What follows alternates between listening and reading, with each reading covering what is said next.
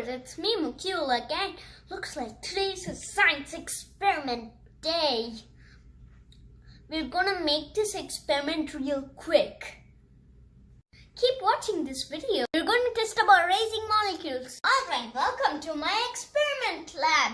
To do this experiment, we need a glass of hot water and a glass of cold water and some food coloring. First, let me put some food coloring in each of these glass and observe. I'm first adding into the cool water.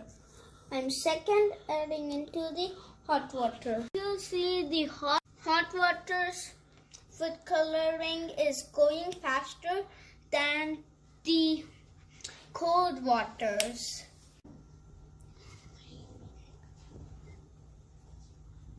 Right, let's understand what happened. Food coloring in the warm water spreads faster than the cold water. In the cold water, the food coloring is still spreading. This is because of the hot water has more energy and the molecules are spreading fast than the cold water.